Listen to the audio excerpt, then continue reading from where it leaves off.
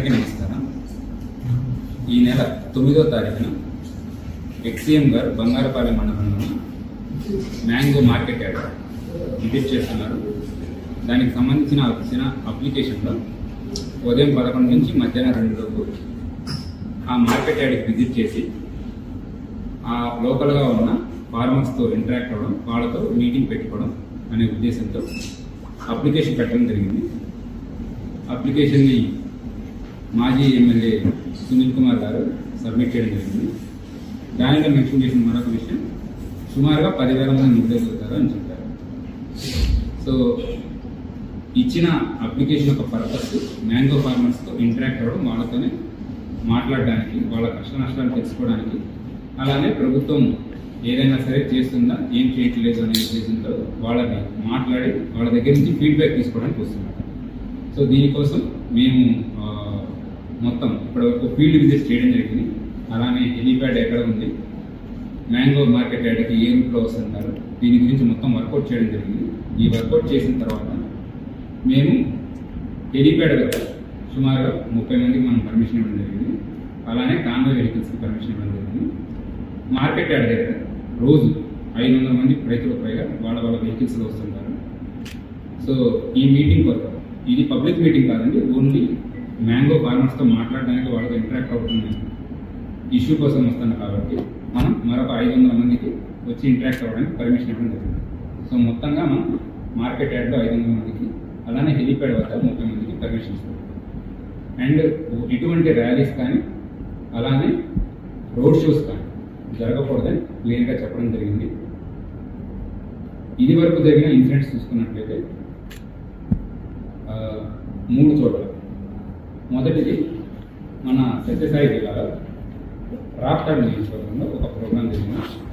అక్కడ పోలీసులు ఎక్స్క్లూజివ్గా చెప్పి స్ట్రాంగ్ బ్యారికేడ్ పెట్టించుకోమని, అలానే చాలా తక్కువ మంది రావాలి అని చెప్పేసి ఇన్స్ట్రక్షన్స్ పాస్ చేసినా కూడా ఎక్కువ సంఖ్యలో రావడం, అలానే హెలీప్యాడ్ లోపలికి ఎక్కువ మంది వచ్చేసేసి ఈవెన్ చాపర్ కూడా డ్యామేజ్ అవ్వడం జరిగింది.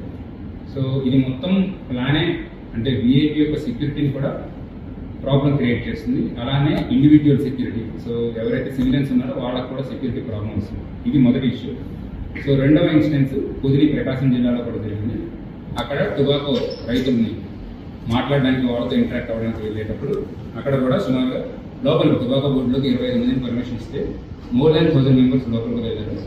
టొబాకో బేల్స్ ఏవైతే ఉన్నాయో అవి డ్యామేజ్ అవ్వడం, లోపల తోపులాటలు జరగడం, so stamping kind of situation జరిగి కొంతమంది పోలీస్కి మరియు సివిలియన్స్కి కూడా గాయాలు. మూడవ ఇన్సిడెంట్ పల్నాడు జిల్లాలో జరిగింది, రెంటపాళ్ళ విలేజ్. ఈ రెంటపాళ్ళ విలేజ్కి వెళ్ళేటప్పుడు కూడా విలేజ్ చాలా చిన్నది, రోడ్లు చాలా చిన్నవిగా ఉంటాయి. ఒక 100 మంది మాత్రమే రావచ్చు. ఈ కాన్వాయ్ కాకుండా మరొక 3 వాహనాలు రావచ్చు అని పోలీసు వాళ్ళకి ముందుగానే విజ్ఞప్తి చేయడం జరిగింది. బట్ ఇది కాకుండా నేషనల్ హైవే మొత్తం బ్లాక్ కావడం, అలానే నేషనల్ హైవే మీదే ఒక వ్యక్తి ప్రాణం పోవడం, అంబులెన్స్ సర్వీసెస్ కూడా డిస్టర్బ్ అవ్వడం జరిగింది. ఇవన్నీ కూడా దృష్టిలో పెట్టుకొని, అలానే ప్రస్తుతం మన బంగారపాలెంలో ఉన్న political scenario, law and order situation కూడా దృష్టిలో పెట్టుకొని మనం ఈ 500 మందికి, అలానే హెలీప్యాడ్ వద్ద 30 మందికి పర్మిషన్ ఇస్తాం. దీనితో పాటు లా అండ్ ఆర్డర్ సిచ్యువేషన్ తప్పకూడదు, అలానే ఎవరికి ఎటువంటి ప్రమాదం జరగకూడదు, విఐపి వచ్చి సేఫ్గా వెళ్ళాలి అనే ఉద్దేశంతో మనం మరికొన్ని కండిషన్స్ కూడా పెట్టాము. ఇందులో ఉన్న కండిషన్స్, ఏ ఏరియా అయితే సరే మనం మ్యాంగో మార్కెట్ యార్డ్ ఉందో దాని పక్కనే కూడా స్కూల్స్ ఉన్నాయి, అలానే చాలా పెట్రోల్ బంక్స్ ఉన్నాయి. సో స్కూల్స్ అవన్నీ కూడా టైం లేట్ అయితే డిస్ట్రప్షన్ అవుతుంది, పిల్లలకి ఇబ్బంది అవుతుంది, ఇన్కన్వీనియన్స్ అవుతుందనే ఉద్దేశంతో మనము వాళ్ళకి స్ట్రిక్ట్గా టైమింగ్స్ ఫాలో అవ్వమని చెప్పడం జరిగింది. అలానే హెలీప్యాడ్ వద్ద ఇంతకుముందు జరిగిన ఇన్సిడెంట్స్ని దృష్టిలో పెట్టుకుని స్ట్రాంగ్ బ్యారికేడింగ్, డబుల్ లేయర్ వేసుకోమని చెప్పడం జరిగింది.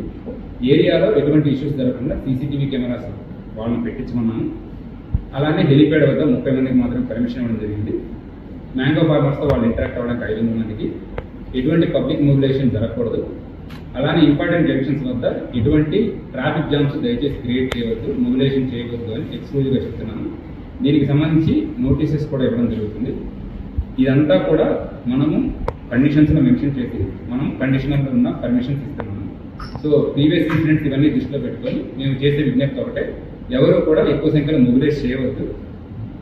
ఇది అతిక్రమించి ఎవరైనా మొబిలైజ్ చేసినా, అలానే పబ్లిక్ ఇన్కన్వీనియన్స్ జరిగినా, ఎటువంటి లా అండ్ ఆర్డర్ ఇన్సిడెంట్స్ వచ్చినా ఖచ్చితంగా చట్టపరంగా చర్యలు తీసుకోవడం జరుగుతుంది.